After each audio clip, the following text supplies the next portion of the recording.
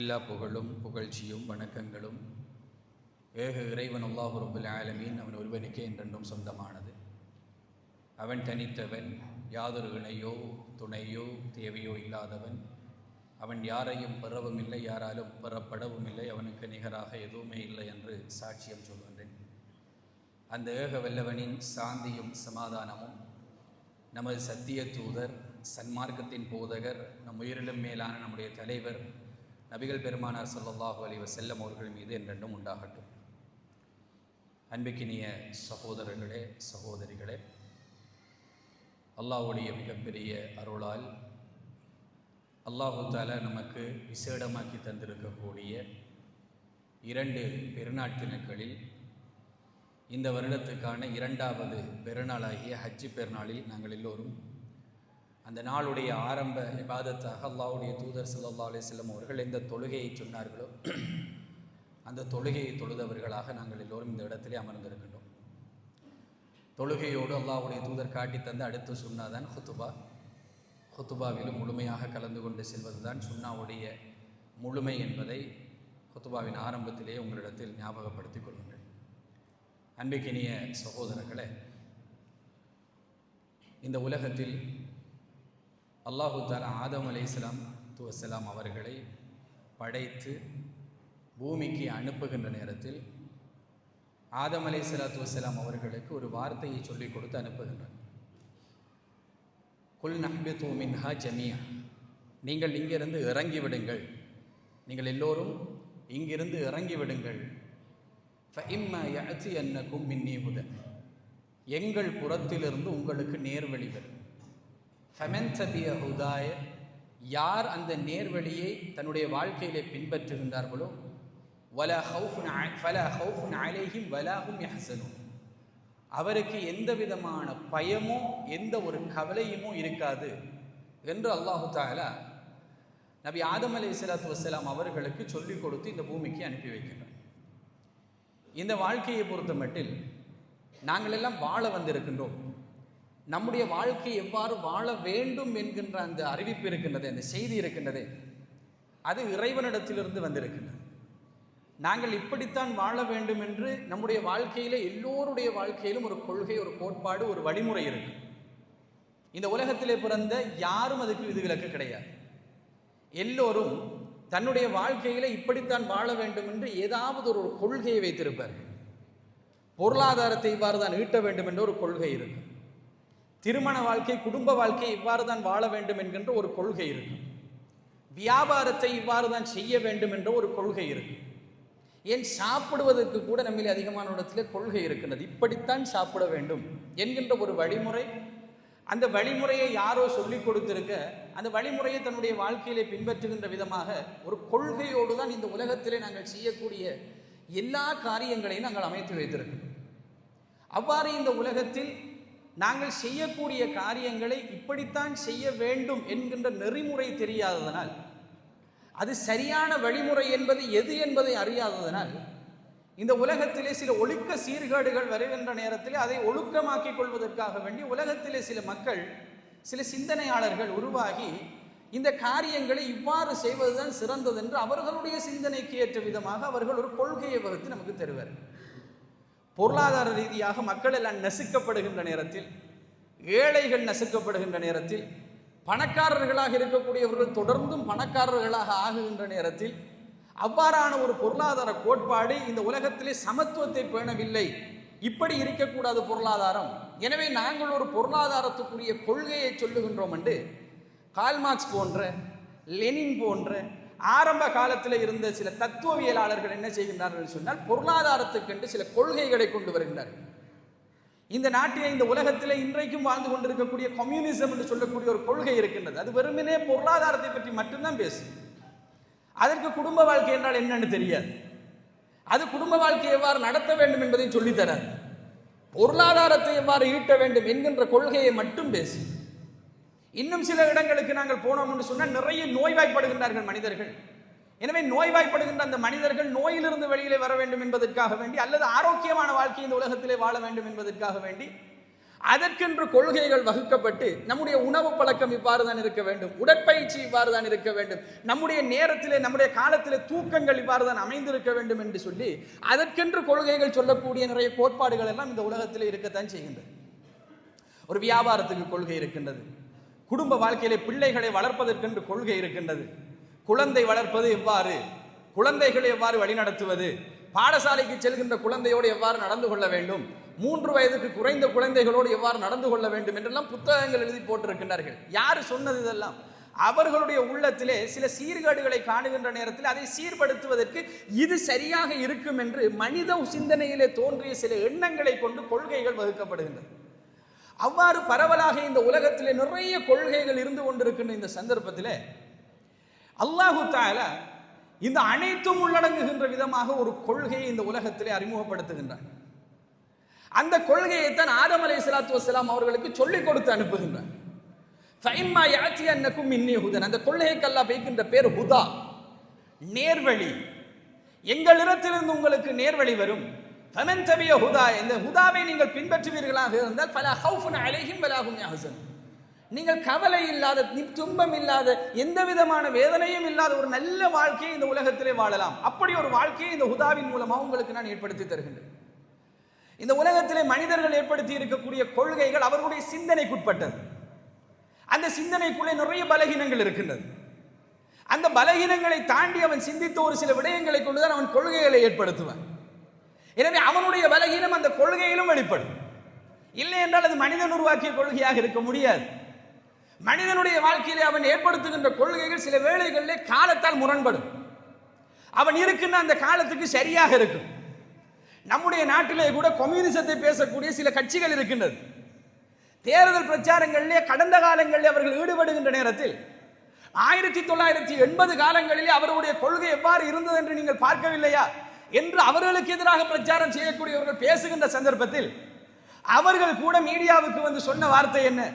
அது 1980களிலே சொல்லப்பட்ட கொள்கை, 1990களிலே சொல்லப்பட்ட கொள்கை.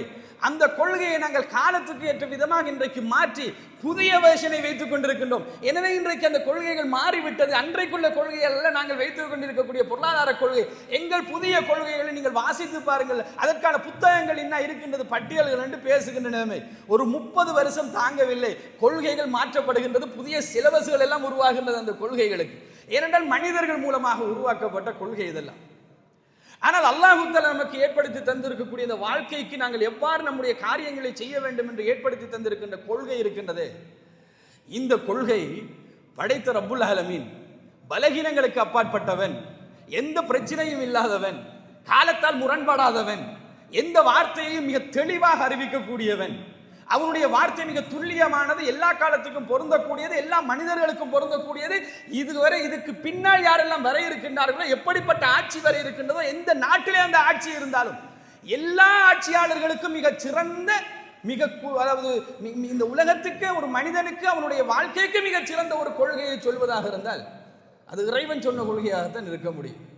அதனால தான் அல்லாஹ் தஆலா இந்த உலகத்திலே கொள்கைகள், கோட்பாடுகள், மதங்கள் என்று நிறைய அம்சங்களை அவனே படைத்து விட்டு அவன் சொல்லுகின்றான், இன்ன தீன இந்தல்லாஹில் இஸ்லாம், அல்லாஹ்விடத்திலே ஏற்றுக்கொள்ளப்பட்ட மார்க்கம் இஸ்லாம் என்று சொல்லக்கூடிய இந்த மார்க்கம்.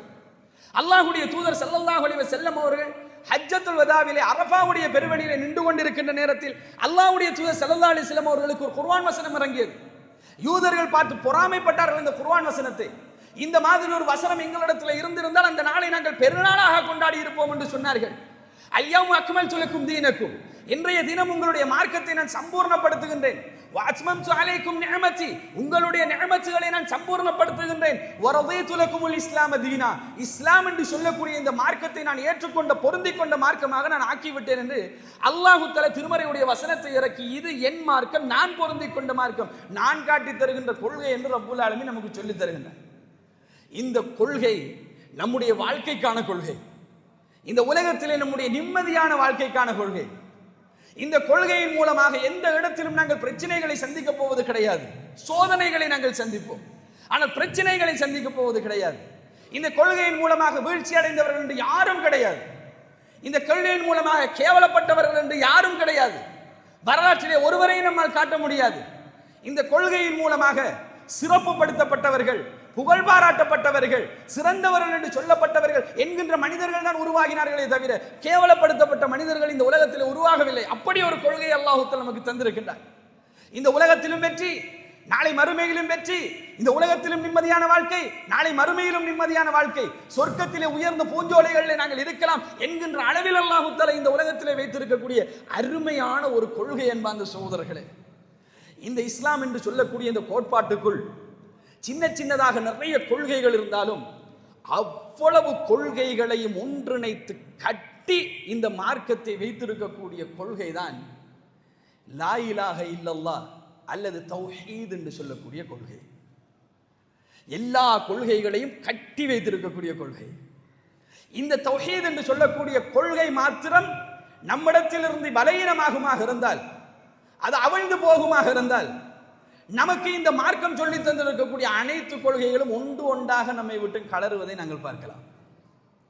தௌஹீத் என்று சொல்லக்கூடிய கொள்கை எந்த அளவுக்கு நம்முடைய உள்ளத்திலே ஆழமாக பதிந்திருக்கின்றதோ அந்த அளவுக்கு ஏனைய அம்சங்களும் நம்மோடு மிக நெருக்கமாக இருப்பதை நம்மால் அவதானிக்கக்கூடியதாக இருக்கு. தௌஹீத் என்கின்ற நிலைமையிலே மிக உறுதியாக இருக்கக்கூடிய ஒரு நபர் அவருடைய தொழுகை விவகாரத்திலே சீராக இருப்பார், குடும்ப வாழ்க்கையுடைய விடயத்திலே சீராக இருப்பார், குழந்தை வளர்ப்பென்கின்ற விடயத்திலே சீராக இருப்பார், பொருளாதார கொள்கை என்கின்ற விடயத்திலே சீராக இருப்பார். ஏனென்றால் அந்த தௌஹீத் என்கின்ற அம்சம் தான் அவனை அந்த எல்லா அம்சங்களிலும் இந்த மார்க்கத்திலே ஒன்று சேர்க்கக்கூடிய அம்சமாக அல்லாஹ் தஆலா வைத்திருப்பது. அதனால்தான் அதிகமாக நம்மிடத்திலே தௌஹீத் பேசப்பட வேண்டும். அல்லாஹ் தஆலா சொல்கின்றானே, குல் நபி அவர்களிடத்திலே சொல்லுங்கள், ஹுவல்லாஹு அஹத், அவன் ஒருவன் என்று அவர்களிடத்திலே சொல்லுங்கள். அல்லாஹு ஸமத், அவன் எந்த தேவையும் இல்லாதவன் என்று அவர்களிடத்திலே சொல்லுங்கள். லம் யலித் வலம் யூலத், அவன் யாரையும் பெறவில்லை, யாராலும் பெறப்படவும் இல்லை. வலம் யகுல் லஹு குஃபுவன் அஹத், அவனுக்கு நிகராக எதுவுமே இல்லை என்று அவர்களிடத்திலே சொல்லுங்கள் என்று அல்லாஹ்வுடைய தூதரை கொண்டு நமக்கிட்ட சொன்ன ஒரு அம்சம் தான் இந்த தௌஹீதுடைய அந்த வசனங்கள் என்பார்ந்த சகோதரர்களே.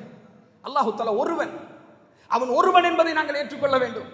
அவனுக்கு நிகராக எதுவுமே இல்லை, அதிலே நாங்கள் உறுதியாக இருக்க வேண்டும். இதிலே நாங்கள் உறுதியாக இருப்போமாக இருந்தால் அவன் அனுப்பி வைத்த வேதத்தை உண்மைப்படுத்துவோம், அவன் அனுப்பி வைத்த தூதரை உண்மைப்படுத்துவோம், அவன் யாரையெல்லாம் இந்த உலகத்திலே நமக்கு ஒத்தாசையாக வைத்திருக்கிறான் அந்த மலக்குமார்களை நாங்கள் உண்மைப்படுத்துவோம். மறுமையுடைய வாழ்க்கை என்பது உண்மைப்படுத்தப்படும். கலாக்கதிர் என்பது இறைவனுடைய ஏற்பாட்டில் தான் இந்த உலகத்திலே வாழ்கின்றன என்ற நம்பிக்கை நம்மிடத்திலே இருக்கும். இது எல்லாம் ஒரு சேர நம்மிடத்திலே அமைந்து விடுமாக இருந்தால் நம்முடைய வாழ்க்கை சீராகி விடும் என்பார்ந்த சகோதரர்களே. நிம்மதியான ஒரு வாழ்க்கை இந்த உலகத்திலே நமக்கு கிடைக்கும். எனவே இந்த தௌஹீத் என்பது நம்மை சிறப்பாக வாழ வைக்கக்கூடிய ஒரு கொள்கை, அடிப்படை கொள்கை. இந்த கொள்கைக்குள்ளே நாங்கள் நுழைந்து விட்டோம் என்றால், இந்த கொள்கை தான் என்னுடைய கொள்கை என்று நாங்கள் எடுத்து விட்டோம் என்று சொன்னால், அல்லாஹ் தஆலா இந்த உலகத்தில் இந்த கொள்கையிலே நாங்கள் உறுதியாக இருக்கின்றோமா என்பதையும் டெஸ்ட் பண்ணி பார்ப்பார். அதற்காக வேண்டி சில சோதனைகள் நம்முடைய வாழ்க்கையில ஏற்படும். அதற்காக வேண்டி இந்த உலகத்திலே அல்லாஹ் தஆலா அதிகமான ஆசாபாசங்களை தௌஹீதுவாதிகளுக்கு ரப்புல் ஆலமீன் காட்டுவான். இந்த உலகத்திலே இருக்கக்கூடிய ஆசாபாசங்கள், உலகத்திலே இருக்கக்கூடிய இன்பங்கள், உலகத்திலே இருக்கின்ற செல்வங்கள், பிள்ளைகள், தங்கம், வள்ளி, வைரம் என்று எதையெல்லாம் அல்லாஹ் தஆலா வைத்திருக்கிறானோ அந்த அம்சங்களிலே இருக்கக்கூடிய ஆசைகளை இந்த உலகத்திலே ரப்புல் ஆலமீன் தௌஹீதிலே யார் இருக்கின்றார்களோ அவர்களுக்குத்தான் முதலாவது அதிகமாக ஏற்படுத்துவான் என்பார்ந்த சகோதரர்களே. அல்லாஹ்வுடைய தூதரிடத்திலே ஒரு நபித்தோழர் வந்து சொன்னார், அல்லாஹ்வுடைய தூதரை உங்களை நான் அதிகமாக நேசிக்கின்றேன் என்று. யோசித்து தான் சொல்கின்றாய் என்று அல்லாஹ்வுடைய தூதர் கேட்டார். ஆம் அல்லாஹ்வுடைய தூதரை மிக தெளிவாக யோசித்து சொல்லுகின்றேன். அப்படி என்றால் உன்னுடைய வாழ்க்கையில் நிறைய சோதனைகளை நீ எதிர்பார் என்று சொன்னார். அவர்கள் சொல்லவில்லை, அப்படி என்றால் உன்னுடைய வாழ்க்கையில் எந்த சோதனையுமே வராது, நீ சோதனையே இல்லாத ஒரு வாழ்க்கையை நீ வாழப்போகின்றாய், ஏனென்றால் நீ என்னை நேசித்திருக்கின்றாய் அல்லாஹ்வுடைய தூதர் ஸல்லல்லாஹு அலைஹி வஸல்லம் அவர்கள் சொல்லவில்லை. அப்படி என்றால் நீ அதிகமான சோதனைகளை எதிர்பார், உன்னுடைய வாழ்க்கையிலே சோதனை வரும். அல்லாஹ் தஆலா திருமறை குர்ஆனிலே சொல்கின்றான், அவர்கள் ஈமான் கொண்டார்கள் என்பதற்காக வேண்டி சோதிக்கப்படாமல் இருந்து விடுவார்கள் என்று அவர்கள் நினைத்துக் கொண்டிருக்கின்றார்களா? இல்லை என்பார்ந்த சகோதரர்களே, நாங்கள் ஈமான் கொண்டால் அல்லாஹ் தஆலா சோதிப்பான். நம்முடைய வாழ்க்கையை பொறுத்த மட்டில் அல்லாஹ் தஆலா நமக்கு தரக்கூடிய சோதனைகள் இருக்கின்றதே, அந்த சோதனைகளை பொறுத்த மட்டிலே வாழ்க்கையுடைய ஒரு அங்கமாகத்தான் இருக்கும். நாங்கள் வாழக்கூடிய வாழ்க்கையுடைய ஒரு அம்சமாகத்தான் இருக்கும். வியாபாரம் செய்து கொண்டிருப்போம், அதிலே ஒரு சோதனை. குடும்ப வாழ்க்கை நடத்தி கொண்டிருப்போம், அதிலே ஒரு சோதனை. நாங்கள் சாப்பாடோடு சம்பந்தப்பட்ட நம்முடைய வாழ்வாதாரத்தோடு சம்பந்தப்பட்ட ஒரு நோக்கத்தோடு இயங்கிக் கொண்டிருப்போம், அதிலே ஒரு சோதனை. மஸ்ஜிதிலே நிர்வாகியா இருப்போம், அதிலே ஒரு சோதனை. பாதையிலே நடந்து போவோம், அப்பொழுது ஒரு சோதனை. இப்படி வாழ்க்கையில இருக்கின்ற விடயங்களை கொண்டுதான் அல்லாஹு தஆலா சோதிப்பான். ஆனால் வஹியை நேரடியாக அறிவித்த சில மக்களிடத்தில் அல்லாஹு தஆலா சில சோதனைகளை வைத்திருந்தார். அந்த சோதனைக்கும் அவருடைய வாழ்க்கைக்கும் எந்த சம்பந்தமுமே இருக்காது. வித்தியாசமான சோதனைகளை ரப்புல் ஆலமீன் கொடுப்பார். இப்ராஹிம் அலைஹிஸ்ஸலாத்து வஸ்ஸலாம் அவர்கள் அதிகமாக ஞாபகப்படுத்தப்பட்ட ஒரு மனிதர் இந்த காலத்தில், இல்லையா? இப்பொழுது இந்த காலகட்டத்தில் அதிகமாக ஞாபகப்படுத்தப்பட்ட ஒரு நபி. அந்த நபியை அல்லாஹு தஆலா எப்படி சோதித்தார் என்று பாருங்கள். வாழ்க்கையிலே நடந்து கொண்டு போகின்ற அம்சத்தை கொண்டல்ல சோதித்தது, வாழ்க்கைக்குள்ளே புதிதாக ஒரு அம்சத்தை கொண்டு வந்து அல்லாஹு தஆலா சோதித்தார். பிள்ளைகளை நீங்கள் உங்களுடைய மனைவியையும் நிச்சங்காலத்துக்கு பின்னால் கிடைத்த அந்த இஸ்மாயில்ங்கிற அந்த குழந்தையும் கொண்டு போய் கிட்டத்தட்ட 1700 கிலோமீட்டர் பலஸ்தீனிலிருந்து மக்காவுக்கு அன்பார்ந்த சகோதரர்களே, 1700 கிலோமீட்டர் அளவுக்கு தொலைவு தூரம் நடந்து சென்று அந்த இடத்திலே விட்டு வர வேண்டும். அல்லாஹ்வுடைய கட்டளை, அதுவும் கனவின் மூலமாக காண்கின்றார்கள். இப்ராஹிம் அலைஹிஸ்ஸலாத்து வஸ்ஸலாம் அவர்கள் மனைவியையும் மகனையும் கூட்டிக் கொண்டு நடைபாதையிலேயே போகின்றார்கள். நாங்கள் ஏன் இப்பொழுது இப்படி சோதிக்கப்படுகின்றோம் என்கின்ற கேள்வி கூட, அந்த கேள்விக்கு பதில் கூட தெரியாது. வியாபாரத்தில் நஷ்டம் ஏற்பட்டு விட்டதென்றால் நாங்கள் ஒரு முடிவெடுத்துக் கொள்ளலாம், அல்லாஹ் இந்த நஷ்டத்தை தந்திருக்கின்றான், அல்லாஹ் நிச்சயமாக நம்மை சோதிக்கின்றான். இந்த சோதனையிலே பொறுமையாக இருந்து வட்டியின் பக்கம் எல்லாம் போய்விடாமல், தேவையில்லாத ஹராத்தின் பக்கம் போய்விடாமல் எப்படியாவது இந்த சோதனையை வென்றுவிட வேண்டும் என்று நாங்கள் நினைத்து நம்முடைய உள்ளத்தை நாங்கள் பக்குவப்படுத்தி அந்த சோதனையிலே நாங்கள் வென்று விடலாம். காரணம் தெரியும் நமக்கு, ஏனென்றால் எதை கொண்டு அல்லாஹ் சோதிக்கின்றான் என்பதை காணுகின்றோம். ஆனால் அல்லாஹ்வுடைய தூதர் இப்ராஹிம் அலைஹிஸ்ஸலாத்து வஸ்ஸலாம் அவர்களுக்கு எதை கொண்டு சோதிக்கப்படுகின்றோம் என்றே தெரியாது. அழைத்து கொண்டு போனார்கள், ஒரு இடத்திலே விட்டு வந்தார்கள். அந்த சோதனையிலே வெற்றி பெற்றார்கள். குழந்தையை அறுக்குமாறு அல்லாஹு தஆலா கனவு காட்டுகின்றான். இதெல்லாம் அப்நார்மலான அம்சங்கள் சகோதரர்களே. வாழ்க்கையிலே நோமலாக நடந்து கொண்டு போகின்ற ஒரு விடயத்திலே அல்லாஹு தஆலா கொடுத்த சோதனை அல்ல. சும்மா இருந்தவர்கள் திடீரென்று கனவு காண்கின்றார்கள். மகனிடத்திலே போய் சொல்லுகின்றார்கள், உன்னை அறுப்பது போன்று கனவு கண்டேன் மகனே என்று. தந்தையே, நீங்கள் உங்களுக்கு கட்டளையிடப்பட்டதை நீங்கள் செய்யுங்கள், என்னை ஒரு பொறுமையாளனாக நீங்கள் காணுவீர்கள் இன்ஷா அல்லாஹ் என்று சொல்லி கழுத்தை கொண்டு போய் கொடுத்த வரலாறை நாங்கள் கேள்விப்படுகின்றோமா இல்லையா? அல்லாஹ் தஆலாவுடைய சோதனை. ஏன் அல்லாஹ் தஆலா சோதித்தார்? அவர் கொண்ட கொள்கை, அவர் கொண்ட தௌஹீத், அல்லாஹ்வின் மீது வைத்திருக்கின்ற நம்பிக்கை, அல்லாஹ்வுடைய வாழ்க்கை நிறைய வாழ்க்கையில எடுத்து நடப்பேன் என்கின்ற அந்த தன்மை இருக்கின்றதே, அது உறுதியாக இருக்கின்றதா என்பதை பார்ப்பதற்காக வேண்டி அல்லாஹ் தஆலா கொடுத்த சோதனை. அந்த சோதனையிலே இப்ராஹிம் அலைஹிஸ்ஸலாத்து வஸ்ஸலாம் அவர்கள் வெற்றி பெற்றார்கள், எல்லாவற்றையும் தமாம் பண்ணினார்கள் என்று அல்லாஹ் தஆலா திருமறை குர்ஆனிலே அவரை பற்றி சிலாகித்து நமக்கு சொல்லித் தருகின்றார்.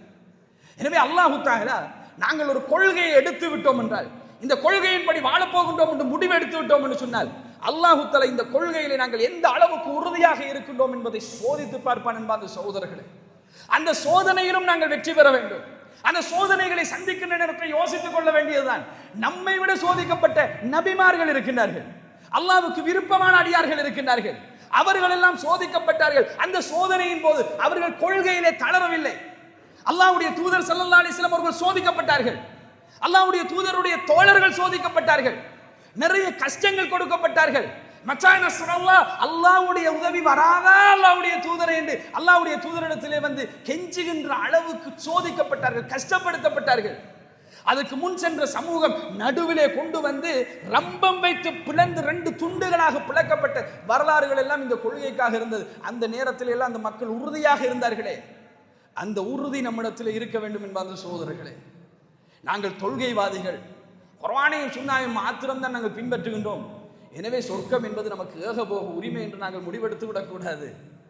அந்த கொள்கைக்காக வேண்டி அல்லாஹ் தஆலா சோதிப்பான். சோதிக்கின்றானா இல்லையா நம்முடைய வாழ்க்கையை? அந்த சோதனையுடைய விளைவு எங்கு போய் நம்மை நிப்பாட்டுகின்றது? நம்முடைய குழந்தை வளர்ப்பிலே அவ்வளவு பெரிய கேர் நாங்கள் எடுப்பது கிடையாது. அந்த சோதனையிலே தோற்றுவிட்டோம். வியாபாரம் பொருளாதாரம் என்று வருகின்ற நேரத்தில் அந்த அளவுக்கு ஹலால் ஹலாம் பெறுவது கிடையாது. சோதனையிலே நாங்கள் தோற்றுவிட்டோம். அல்லாஹு தஆலா எதையெல்லாம் விதிமுறைகளாக வரம்புகளாக வைத்திருக்கிறான், அந்த வரம்புகளை விட்டும் நாங்கள் பாய்ந்து செல்லக்கூடிய நிலைமை நம்மிடத்திலே இருக்கின்றது. சோதனையிலே தோற்றுவிட்டோம். அல்லாஹு அக்பர் அல்லாஹு அக்பர் என்று அல்லாஹ் மிக பெரியவன் என்று அழைக்கப்படுகின்ற நேரத்தில் மஸ்ஜிதுக்கு போகாமல் வீட்டிலே அமர்ந்திருக்கின்ற அளவுக்கு நாங்கள் சோதனையிலே தோற்று போகின்ற ஒரு காலத்திலே இன்றைக்கு இருக்கின்றோம். மஸ்ஜிதுகள் எல்லாம் இருக்கின்றது. அந்த மஸ்ஜிதுகளிலே சரியான சுன்னாவை பேணி நடக்கக்கூடிய, தொழுகை நடத்தக்கூடிய மஸ்ஜித் ஒன்று இருக்கின்றது. அவ்வாறான ஒரு மஸ்ஜிது நம்மால் போகக்கூடிய அளவிலே அதற்குரிய வசதியும் அல்லாஹ் தஆலா செய்து தந்திருக்கின்ற நிலைமையிலே ஒரு மஸ்ஜித் இருக்கின்ற நேரம், காலடியிலே ஒரு பள்ளி இருக்கின்றது, விதாத்து நடந்தாலும் பரவாயில்லை என்று அந்த மாதிரியான பள்ளிகளுக்கு செல்கின்ற அளவுக்கு நாங்கள் தோற்றுவிட்டோம் என்பார்ந்த சகோதரர்களே. இந்த மாதிரியான நிலைமைகளில் இருந்து நாங்கள் வெளியிலே வர வேண்டும். நாங்கள் கொண்ட கொள்கை இருக்கின்றதே, அதனுடைய உறுதி நம்முடைய இபாதத்துகளிலே வெளிப்பட வேண்டும், நம்முடைய காரியங்களிலே வெளிப்பட வேண்டும். அந்த உறுதியை ஏற்படுத்துகின்ற அறிவை நாங்கள் அதிகமாக வளர்த்துக் கொள்ள வேண்டும். அடுத்த ஜெனரேஷனுக்கு என்ன நடக்குமோ தெரியாது என்கின்ற அளவிலே நம்முடைய அடுத்த ஜெனரேஷன் இன்றைக்கு எல்லா மஸ்ஜிதுகளிலும் தான், இந்த மஸ்ஜிது உட்பட எல்லா மஸ்ஜிதுகளிலும் தௌஹீத் என்றால் என்னன்னு தெரியாது, அல்லாஹ் என்றால் யார் என்று தெரியாது, அவன் எங்கே இருக்கின்றான் என்று தெரியாது, அவனுக்குரிய இயல்புகள் என்ன 5 இயல்புகளை சொல்லுங்கள் என்றால் சொல்வதற்கு தெரியாது. இறைவனுடைய படைப்பு எவ்வளவு விசாலமானது, அவன் எவ்வளவு விசாலமானவன், எப்படிப்பட்ட ஆட்சிக்கு சொந்தக்காரன், அதனுடைய பூரிப்புகளும் உணர்வுகளும் உள்ளத்திலே கிடையாது. இன்றைக்கு நம்முடைய பிள்ளைகள் அடுத்த ஜெனரேஷனில் இருக்கக்கூடியவர்கள் இந்த உலகத்தில் என்னென்ன ஆசாபாசங்கள் காட்டப்படுகின்றதோ அதன் பக்கம் அப்படியே தௌஹீதுடைய பேக்ரவுண்டில் இருந்து கொண்டு, வீட்டிலே வாப்பா தௌஹீத் உம்மா தௌஹீத், எனவே தௌஹீதுடைய பேக்ரவுண்டில் இருந்து கொண்டு நாங்களும் கொள்கைவாதிகள் என்று சாதாரணமாக சும்மா வாயால் பேசிக்கொண்டு இன்றைக்கு பிறையுடைய விடயம் என்றால் கொள்கையிலே உக்குரமாக நிற்கின்றோம். ஏன் அது தொழுகையுடைய விடயத்தில் வரவில்லை?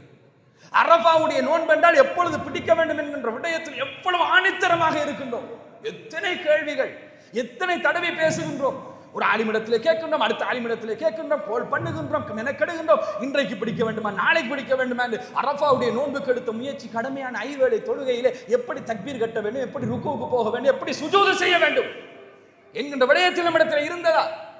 நம்முடைய பிள்ளைகள் எத்தனை பேருக்கு அது கூட தெரியாமல் இருக்கின்றார்கள். நம்முடைய பிள்ளைகள் எத்தனை பேர் கழிவறைக்கு எவ்வாறு செல்ல வேண்டும் என்று தெரியாமல் இருக்கின்றார்கள். நம்முடைய பிள்ளைகள் எத்தனை பேர் தூங்குவதற்கு தெரியாமல் இருக்கின்றார்கள், ஆடை அணிவதற்கு தெரியாமல் இருக்கின்றார்கள், பாதையிலே நடந்து போவதற்கு தெரியாமல் இருக்கின்றார்கள். எனவே நம்மிடத்தில் கொள்கையுடைய உறுதி என்பது ஏதாவது ஒரு விஷயத்தில் டிஃபரன்ஷியேட் பண்ணி காட்டுவதற்காக இருக்கக்கூடிய ஒரு அம்சமாக இன்றைக்கு மாறி இருக்கின்றது. அதிலிருந்து வெளியே வர வேண்டும் சகோதரர்களே. அது அல்ல கொள்கையுடைய உறுதி. தௌஹீதுடைய உறுதி என்பது இபாதத்துகளில் வெளிப்பட வேண்டும், அதனுடைய மும்முரத்திலே வெளிப்பட வேண்டும், அதனுடைய ஊக்கத்திலே வெளிப்பட வேண்டும், அதனுடைய ஆர்வத்திலே வெளிப்பட வேண்டும். எனவே அவ்வாறு வெளிப்படக்கூடிய நல்ல தௌஹீதுவாதிகளாகவும் நல்ல கொள்கையிலே உறுதியான மக்களாகவும் அதற்கு அடுத்த தலைமுறையும் அவ்வாறு உருவாக வேண்டும் என்கின்ற எண்ணம் கொண்ட பெரியவர்களாகவும் இந்த இடத்திலே இருக்கக்கூடிய பெரியவர்கள் எல்லாம் மாற வேண்டும். மிக டேஞ்சரான ஒரு காலத்துக்குள்ளே நுழைந்து கொண்டிருக்கின்ற அன்பார்ந்த சகோதரர்களே, நம்முடைய பிள்ளைகளுக்கு அல்லாஹ்வை பற்றி தெரியாது, அல்லாஹ்வுடைய விசாலம் தெரியாது, அல்லாஹ்வுடைய வல்லமை தெரியாது. லுக்மான் அலைஹிஸ்ஸலாத்து வஸ்ஸலாம் அவர்கள் சொன்ன அழகான அறிவுரைகளை 31வது அத்தியாயத்தில் 10வது வசனத்திலிருந்து வாசித்து பாருங்கள். லுக்மான் அலைஹிஸ்ஸலாம் அவர்கள் தன்னுடைய மகனை பக்கத்திலே அழைத்து யா புனைய என்று சொல்லி சில வார்த்தைகளை சொல்லிக் கொடுத்தார்கள். இந்த வார்த்தைகளில் உள்ள அம்சங்கள் நம்முடைய எத்தனை பிள்ளைகளுக்கு தெரியும் என்பதை மட்டும் யோசித்து பாருங்கள்.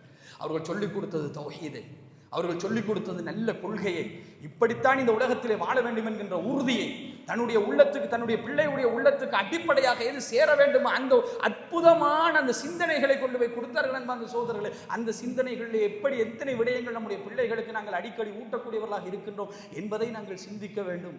கொள்கையுடைய உறுதி, கொள்கையை முதலாவது நம்மிடத்தில் கொள்கை வர வேண்டும், அந்த கொள்கைக்கான ஏற்பாடுகள் வர வேண்டும், அதற்கான கல்வி வர வேண்டும். தரத்துக்கும் ஃபி அம்ரைன், 2 விடயத்திலே உங்களை நான் விட்டு போகின்றேன், இதை பற்றி பிடிக்கும் காலமெல்லாம் நீங்கள் வழி தவற மாட்டீர்கள். ஒன்று அல்லாஹ்வுடைய கலாம், இன்னொன்று என்னுடைய சுன்னாண்டு சொன்னார் அல்லாஹ்வுடைய தூதர் ஸல்லல்லாஹு அலைஹி வஸல்லம் அவர்கள். இந்த 2 நம்முடைய கையிலே இருக்கின்றது. அதிலிருந்து நம்முடைய கொள்கைகளை நாங்கள் எடுத்துக்கொள்வதற்கு அறிஞர் பெருமக்கள் நிறைய அழகான தொகுப்புகளை நமக்கு தந்திருக்கின்றார்கள். அந்த தொகுப்புகளை எல்லாம் வாசித்து நாங்கள் முதலாவது கொள்கையை நம்முடைய வாழ்க்கையிலே தெளிவாக விளங்கி அந்த கொள்கையை நம்முடைய வாழ்க்கையுடைய அடிப்படையாக நாங்கள் எடுத்துக்கொண்டு அல்லாஹ் சோதிக்கின்ற அந்த சந்தர்ப்பத்தில் எல்லாம் என் உறுதியை நான் வெளிப்படுத்துகின்ற அளவு என்னுடையதும் உங்களுடையதும் வாழ்க்கை அமையமாக இருந்தால் இந்த வாழ்க்கை ஈடேற்றம் பெற்றதாக இருக்கும். ஹஜ்ஜு பெருநாளிலே உங்களிடத்திலே சொல்ல நினைத்த அருமையான ஒரு செய்தி இதுதான். ஏனென்று சொன்னால் ஹஜ்ஜு பெருநாள் என்பது தியாகத்துக்குரிய காலம், தியாக திருநாள். தியாக திருநாள் தான் நாங்கள் சொல்ல போகின்றோம். என்னால் இப்ராஹிம் அலைஹிஸ்ஸலாத்து வஸ்ஸலாம் அவர்கள் அதிகமாக ஞாபகப்படுத்துகின்ற காலம். எனவே தியாகம் நிறைந்த இந்த காலத்தில் நம் கொள்கைக்காக, அதனுடைய உறுதிக்காக வேண்டி நம் வாழ்க்கையிலும் தியாகம் இருக்க வேண்டும். அந்த தியாகத்தை என்னுடைய வாழ்க்கையிலும் உங்களுடைய வாழ்க்கையிலும் செய்ய வேண்டும் என்கின்ற செய்தியை சொல்லிக் கொள்கின்றேன். வஆஹிரு தவானா அல்ஹம்துலில்லாஹி ரப்பில் ஆலமீன். வஸ்ஸலாமு அலைக்கும் வரஹ்மத்துல்லாஹி வபரகாத்துஹு.